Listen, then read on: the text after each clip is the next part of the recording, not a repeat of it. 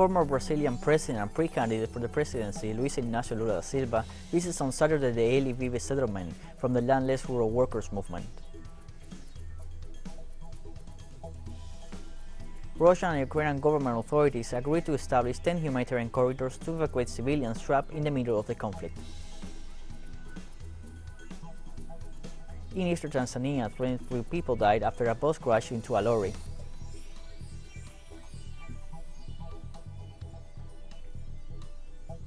Hello, welcome to From the South. I'm Luis Alberto Matos from the teleSUR studios in Havana, Cuba. We begin with the news. The former president of Brazil and pre-candidate for the presidency, Luiz Inácio Lula da Silva, visits on Saturday the Ele Vive settlement from the landless rural workers movement in Londrina. More than 10,000 members of the landless rural workers movement gather in this settlement, the largest agrarian reform area in the metropolitan region of the country, to welcome Lula.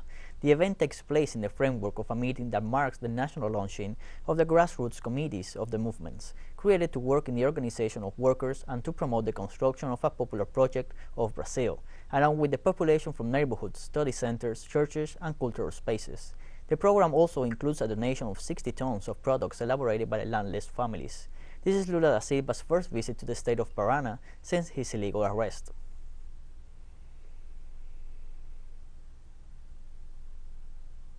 In Peru, President Pedro Castillo met with the relatives of the victims of two massacres for which former President Alberto Fujimori had been convicted. Fujimori was released from prison on Thursday by the Constitutional Court. After the meeting, held at the government palace, President Castillo listened to the claims of indignation made by parents, siblings, and children of those targeted by an illegal squad, which either murder or disappear people suspected of having taken part in armed actions under the Fujimori administration. Voices of rejections inside and outside Peru have given way to different reactions, like that of Constitutional Court President Augusto Ferrero, who said the decision can be appealed at international courts. Gisela Ortiz, sister of one of the 10 students kidnapped, tortured, and assassinated by the squads, who served as culture minister under Castillo, said the families deserve justice.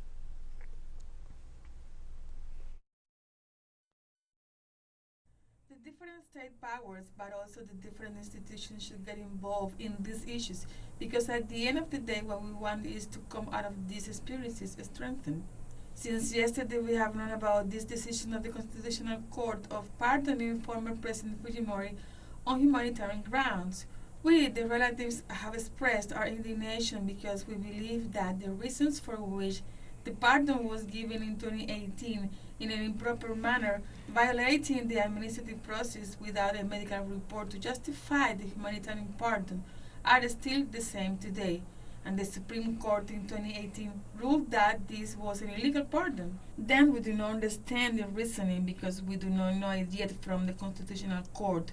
However, we must say that it affects us in our rights as families to demand justice when one of the main political responsible for the death and disappearance of our relatives is granted freedom. After learning of the Constitutional Court's decision granting a humanitarian pardon to former President Alberto Fujimori, Peruvian Deputy Justice Minister Juan Carrasco recalled the argument given in 2018 by the Human Rights Inter-American Court so that the former president would remain in prison. We take it as a principle that corrupt individuals and assassins should not be favored with any measure that will mean their release from prison. They should serve their full sentence and they should pay their civic dues. On Friday, Chile saw the first protests in the historic Plaza de la Dignidad Square in the nation's capital since the inauguration of President Gabriel Boric. The head of state has been repeatedly criticized on social media and news agencies for the repression once again carried out by the Carabineros, Chile's infamous police force. Strong images of the Chilean security forces' actions returned to the scene when a demonstration for the political prisoners of the 2019 social unrest took place. 2 demonstrators were arrested and another was injured when he was run by a policeman and was left unconscious due to a contusion of the occipital bone. Several activists, leaders, and parliamentarians, including some of President Boric's political running mates, called for an urgent review and transformation of the police force.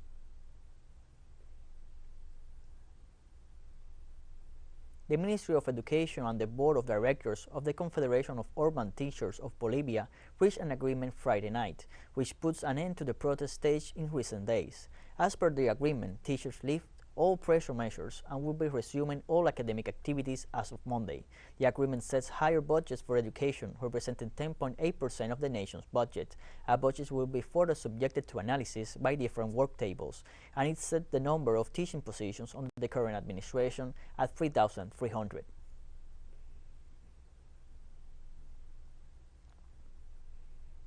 The Mexican Senate approved on Friday a recall referendum related to President Andrés Manuel López Obrador's term in office until 2024, which has already begun to be debated between the president and government officials. The president will now be able to promote the consultation for the recall of his mandate, which will be discussed again next April 10th by the president himself. The head of state showed his approval during his regular morning press conference, where he assured that the approval of the reform is part of democracy, since it will be possible from now on to qualify and decide if the head of state is governing the country correctly.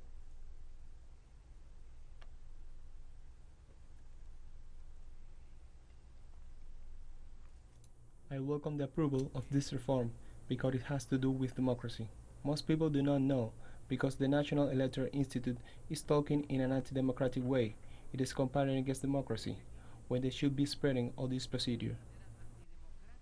Cubans are currently submitting the 24th version of the new family code to popular consultation. There are many citizen initiatives to help understand this important legislation, which will guarantee a more just and inclusive society in the Caribbean island. Lisandra Andres, our correspondent here in Havana, gives us more details. New family code bill draft. 51 Cubans from inside and outside the island have joined together to give voice to the draft of the new family code. Sección cuarta de la Constitución de la Adopción. Artículo 268. Nulidad de la renuncia. What you hear is the full text of the document. The initiative was born in the social networks on February 7th, a week after the popular consultations in the neighborhoods began throughout the island, thanks to journalists Juliet Calaña and Claudio Peláez. Claudio recalls that in less than 72 hours, all of the participants were reading the fragments of the 500 articles that make up the code. Viene por toda la manipulación que estaba existiendo en el código del código de la familia por fundamentalistas religiosos. This comes from all the manipulation of the family codes by religious fundamentalists, by people who oppose the Cuban government. And there was a whole manipulation of this family code, as if the state was going to take away parental responsibility from parents, or take over the children. Many people began to compare it to, at some point, was the Operation Peter Pan, and so we decided that our voices could contribute to making the family code more understandable. Decidimos que nuestras voces podían aportar una manera más de hacer entendible el código de la familia. The different voices and recording formats resulted in 6 hours and 29 minutes of reading, also designed for the visually impaired or people with reading difficulties. In the near future, they want to prepare a reading in sign language in order to continue expanding the scope of the bill draft.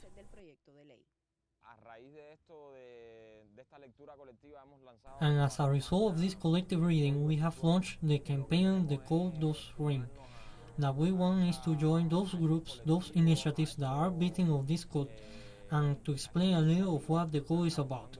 These new concepts are being introduced in the family code, such as parental responsibility, which has caused so much controversy, that of progressive autonomy, in other words, concepts that are all new for us, but which have forced us to understand much more that the code is about, and explain it to as well to the people who are addressing this sort of audiobook.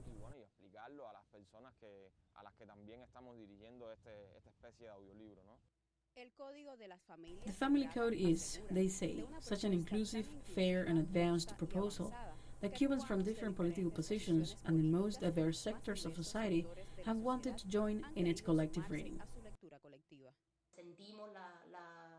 Because we feel we need for everyone to be able to comprehend and understand and to build their own criteria for the voting process. I feel very honored to be part of this beautiful project, which is to give voice to the code of families Thank you very much for including this non-professional voice and for allowing me to defend those rights, which also means defending life.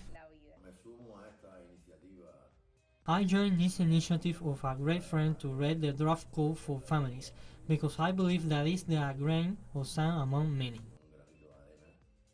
Look, it seems that with this proposal of the new family code, we are going to be able to get married in Cuba again. Yes, that looks what it says of the rights of duties between spouses. Article 204. Equality in marriage is constituted on the basis of equality. Sex doesn't matter, what matters is what we feel. And it is so good that we have a bill that supports love between human beings. And so, Cubans from here and there, plural as they define themselves, unite to bet on an advanced, fair, and necessary code that reflects the diversity of realities that Cuban families live in today. Lisandra Andrés, Telesur, La Habana, Cuba. We're taking a very short break now, so don't go away.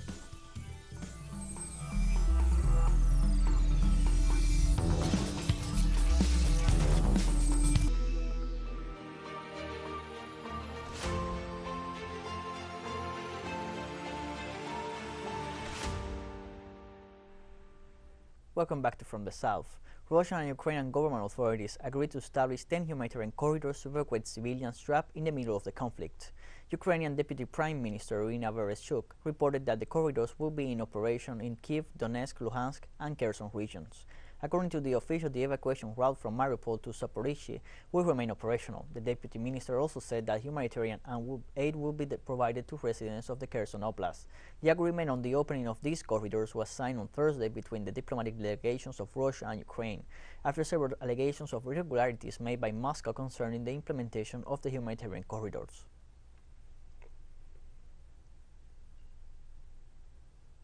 Russian President Vladimir Putin had a phone conversation with his French counterpart Emmanuel Macron and stressed that his troops are doing everything possible to preserve the lives of civilians in Ukraine.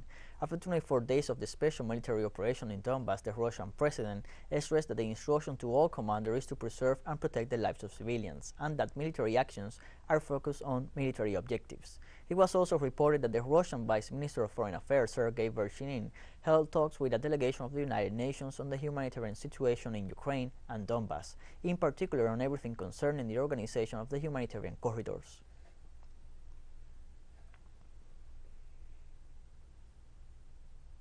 Also in Russia, a public opinion poll showed that President Vladimir Putin has 80% approval among Russian citizens. According to the survey conducted by the Public Opinion Fund, the approval rating for the actions of President Vladimir Putin during the period from March 7th to the 13th has reached 77.2%, and the confidence rate on him was 79.6%.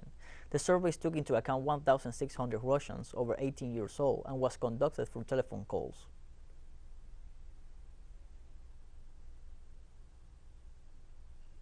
The Russian Ministry of Defense issued its usual report on the special military operation carried out in Ukraine. According to the report of the Defense Ministry spokesman, General Igor Konashenkov, the Kensal hypersonic air missile ballistic missiles have been used to destroy a subterranean ammunition deposit. This is the first time these missiles, which are particularly impossible to detect, have been used in combat. The senior official also reported the destruction of an electronic intelligence center of radio communications using coastal missiles Bastion in the Odessa region. The Defense Ministry has confirmed the deactivation of 69 Ukrainian military facilities and 196 unmanned aerial vehicles. Shortly before the military report was published, German Defense Minister Christine Lambrecht confirmed that NATO will not intervene in the conflict on Ukraine, nor will create any no-fly zones for the moment.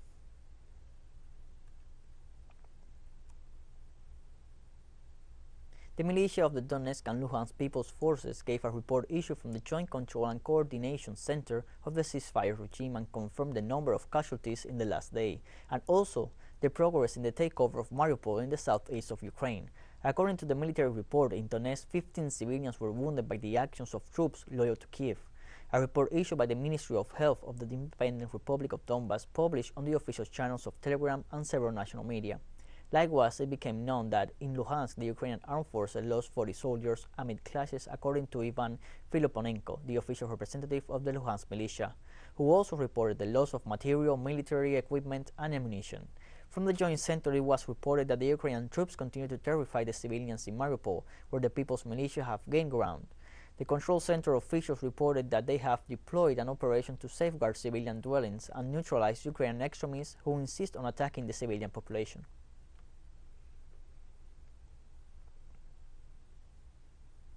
In Bulgaria, citizens gathered to show their displeasure and express their neutral and anti-military position on the conflict taking place between Russia and Ukraine since mid-February. The demonstration took place in front of the Defense Ministry headquarters and then moved to the Council of Representatives building, where there was a meeting between the Bulgarian Prime Minister Kirill Petkov and the U.S. Secretary of Defense Lloyd Austin. Demonstrators rejected the attempt of foreign powers to decide the future of their nation and stated that Bulgaria should serve as a diplomatic mediator and not as a military force in the conflict. After the meeting, Petkov said his country will be able to keep calm by showing itself as an ally of NATO and raising its defense level together with other member countries. Austin also proclaimed the creation of a combat group led by Bulgaria in the face of the Ukrainian crisis.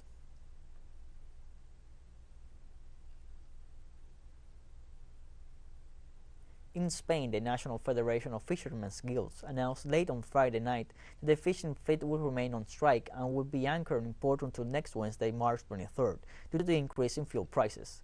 According to a release from the organization's president, Basilio Otero, currently, the sustainability of the fishing sector lies in the hands of the Spanish Minister of Agriculture, Fishing and Food, Luis Planas. Due to the stagnation of activities, the fishing fleets and some fish markets are forced to stop their operations. For these reasons, the organization expressed the importance of establishing immediate proposals, otherwise the fishing sector could suffer strong consequences. A meeting between representatives of the Federation and the Minister of Agriculture and Fisheries is also scheduled for March 23rd.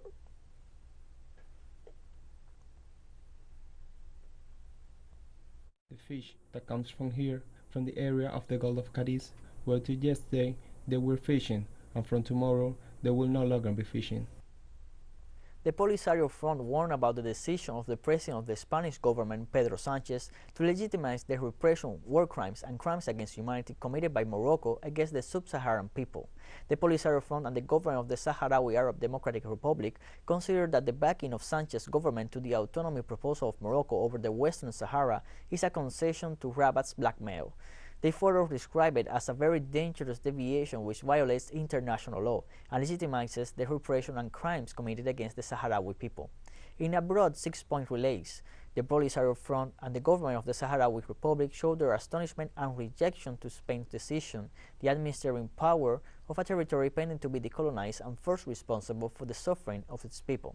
The front asked political forces from Spain to put pressure on the government to correct this serious mistake and to assume its responsibilities.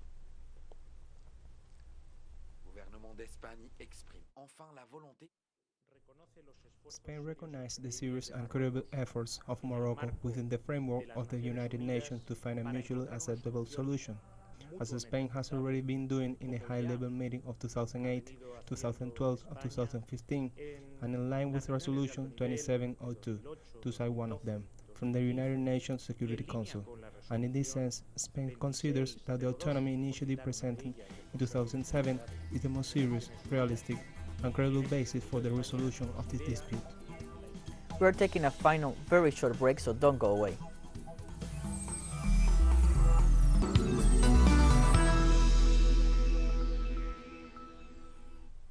Welcome back to From the South. At least 23 people died after a bus crash into a lorry in eastern Tanzania. A police chief in the eastern region of Morogoro said the accident occurred in the Melela Kibaoni zone, 200 kilometers west of the coastal city and economic hub Dar es Salaam. President Samia Suluhu presented her condolences on Twitter and urged road users to adhere to traffic rules. Tanzania has seen an increase in fatal traffic accidents. In February, traffic police chief said 1,245 people have died in road accidents in the country in 2021. In its 2018 global report on road safety, the World Health Organization said Tanzania had reported 3,256 traffic accidents deaths in 2016, but estimated there had probably been closer to 16,000.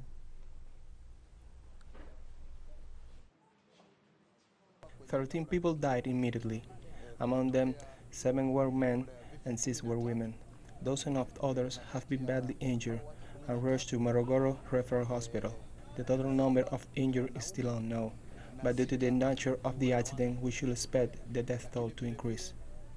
Zimbabwe is already counting the cost of the faraway conflicts between Russia and Ukraine, with a ripple effect expected not only on fuel prices but also the agricultural inputs, which will adversely affect farmer viability. The southern African nation imports hundreds of thousands of tons of wheat and grain from the two nations annually and relies on Russia for critical agricultural inputs, all of which could be held up by the conflict. Soaring global commodity prices due to the ongoing crisis between Russia and Ukraine will make it more difficult to assist those left vulnerable. Currently, Russia and Ukraine constitute 65% of the external wheat supplies, and the longer the conflict between the two nations goes on, the more precarious Zimbabwe's situation becomes. Zimbabwe has the option to procure wheat from North America, yet that will be at significantly higher prices. Russia is a major supplier of fertilizer as well. So it means as we go into winter production, as also we prepare for the 2022-23 summer season, we are going to feel that effect, especially in the prices of those commodities, and also especially when we start to see shortages, it also impacts then agriculture. Polls have closed in East Timor after Asia's youngest nation held its fifth presidential election since independence on Saturday, with political stability and economic security at the forefront of voters' minds. The 16 presidential hopefuls include former resistance fighter and incumbent President Francisco Lula Guterres, as well as independence figure and Nobel laureate Jose Ramos Horta, and a former Catholic priest. Preliminary results are expected later during the day, but an official result will be announced sometime next week. First hammered by the pandemic, East Timor's economy took another hit last year when Cyclone Seroja struck, killing at least 40 people on its half of the island and transforming communities into wastelands of moss and uprooted trees.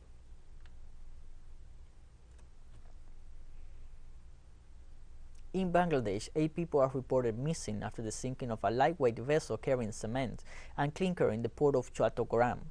Coast Guard authorities reported that they managed to rescue 5 of the 13 crew members of the crashed vessel. The secretary of the Chattogram Port Authorities, Omar Farouk, declared that the search and rescue operations for survivors are still underway in the area. According to local media, the vessel T214 sank in the Gulf of Bengal after a collision with a dredger in the outer docking area.